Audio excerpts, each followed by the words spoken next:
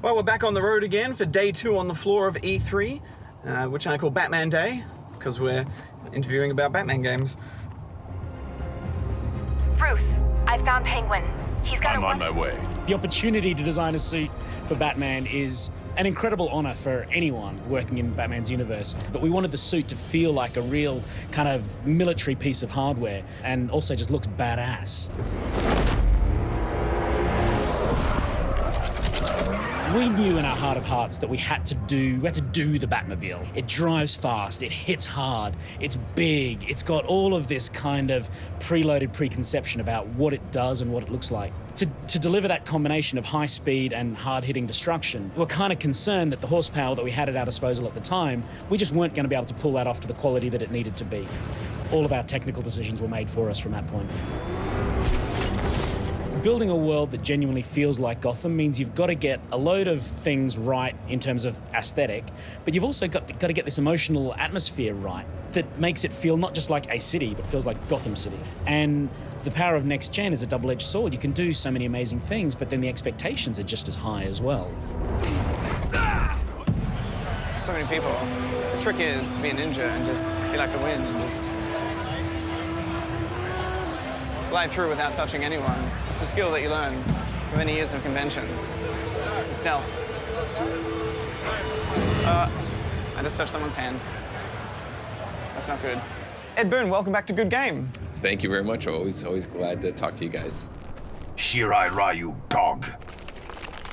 Lin Kuei scum! Mortal Kombat X is the follow-up to our 2011 Mortal Kombat game.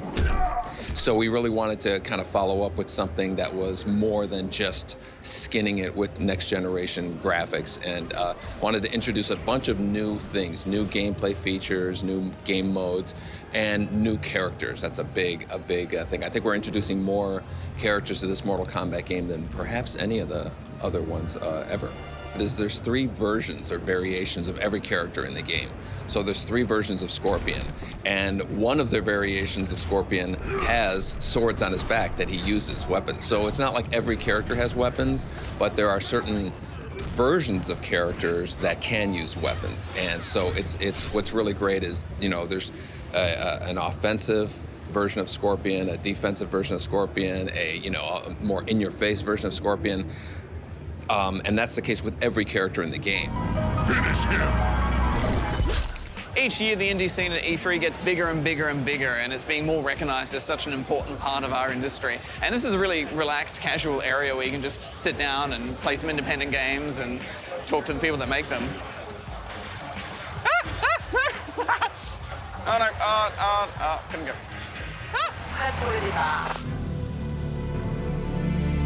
We can no longer deny what is clear. Our time on Earth is ending. So we've been doing historical civs for a while, civilization, the dawn of time and dawn of man, and then moving through the centuries. And the idea of going beyond and going into the future, and how would mankind develop if challenges were thrown at mankind beyond here? How would they develop? How would they react? How would they overcome those challenges? What choices would they make? That's a very interesting proposition, we thought. And we have a lot of sci-fi fans in our studio and science fans. It seemed like a very natural step for us to just move ahead. So when we look at history, we have a linear progression because we know where we'll end and how the rough progression of research went.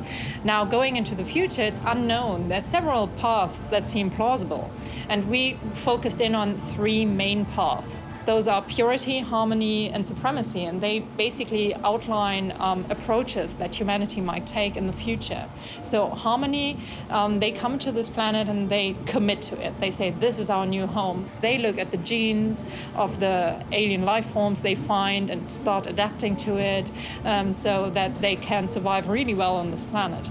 Then we have purity. They go a very different route. They come to the planet. They say, well, we're humans. We don't want to change us. We're good as we are. We change the planet. So they change the planet to be a new Earth, a new Eden, so to speak. And then there's supremacy. They thought, well, let's not become too dependent on one specific world. Let's become independent of our environment. And they use cybernetics and robotics. those are some systems we're excited about. A new beginning for mankind. And in 3, 2, 1, you're away.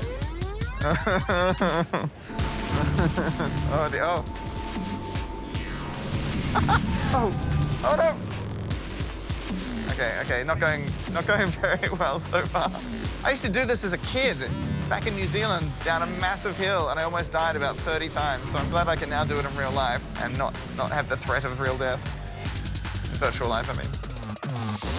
So Project Morpheus is a virtual reality system for PlayStation 4. What we're trying to achieve is not just immersion. You can get immersed in a book or a movie or a game, no problem at all. Now, what virtual reality does is something else, and we refer to this as a sense of presence.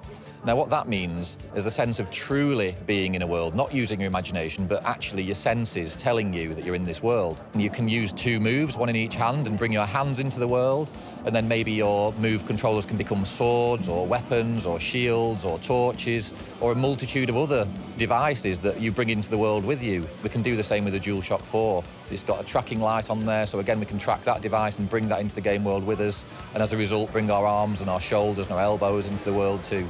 We've got so much to learn. We've been learning a rate of knots, but we're going to make sure that Project Morpheus gets polished and refined, and we understand everything about virtual reality, make some great games. When all that's together, obviously we'll get that out there, but it's not currently the state, so we're still working on it. Absolutely, yeah.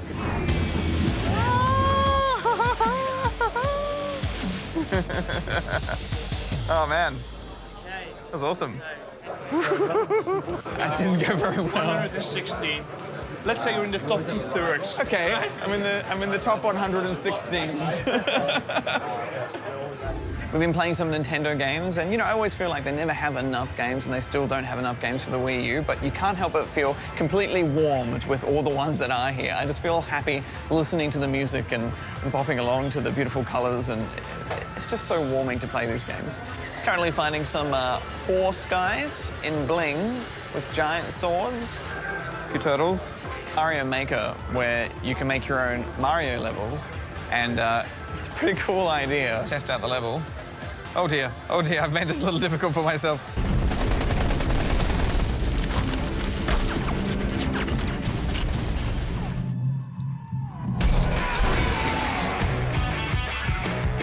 Cover mechanic, right? Now, Sunset Overdrive is a stylized, irreverent shooter that changes the rules for shooters. The way we change the rules is, you and I probably played shooters for what, 15 years, etc. We're used to hiding behind cover, popping up, firing at a couple enemies, scuttling to the next cover, and doing the same thing again and again, right? In Sunset Overdrive, we allow players to be hyper agile. We want you to vault, wall run, bounce, grind through this giant world. At the same time, we want you to take advantage of all these crazy weapons that we're giving you, or you're earning, in the game to to present a very different style of combat for shooters. Ah, here are some weapons. All right. I used to think this town was boring. For the last decade, we as societies have been obsessed with this vision of the apocalypse as gray and brown and rubble-strewn, and certainly Insomniac, we've made games like that too. But we wanted to turn that on its head. We wanted to present the end times as not an apocalypse, but your awesome apocalypse. A time where you can actually celebrate your individuality and be who you want to be. And despite the fact that the game is driven by a deep story with emotional development of our characters, we're always having fun. We're always breaking the fourth wall. We're always paying homage to the fact that we're a game, and we recognize that. Can you save Sunset City? Can you? For the love of God, can you? Of course you can. It's a f***ing video game. This is beautiful. This is the biggest monster I've ever seen. This is for Evolve. Look at that. You can see the drool coming off its face. This isn't the first time we've hunted monsters, is it, girl? It's here. Tell us about Evolve. What are you trying to achieve with this game? Well, fun. we wind up making games that we want to play that nobody else, like we can't find that experience out there, you know? And so for us, really where it came from was we love co-op and we want to go fight a big monster, but wouldn't it be cool if like your buddy was the big monster, right? And so that was the whole core of it, and that's really what we're trying to do. Is it's a boss battle, but it's a human controlling the boss. How are you guys approaching the controls to make the monster as much fun as the other players? Well, it used to be a first-person monster, so you'd see your claws or your tentacles or whatever out in front of the screen, but it felt very like mechanical, and we really wanted it to feel more organic, and so we moved to third person so you could see the whole monster and you're a little bit more aware of your surroundings.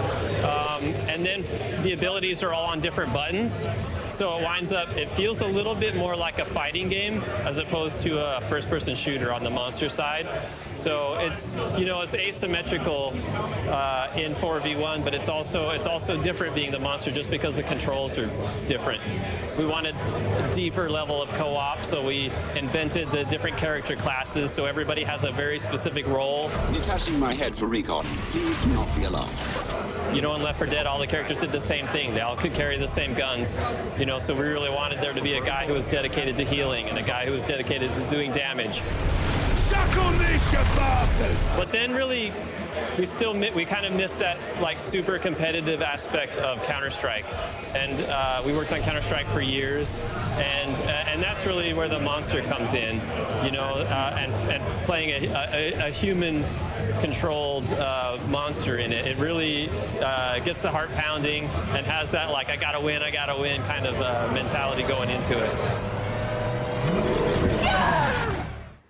So that's the end of day 2 on the floor at E3. It's kind of crunch time where all your parts of your body start aching and your face is sore, but you're also really excited about all the stuff you've seen. So it's a conflict of sorts. But now to bed.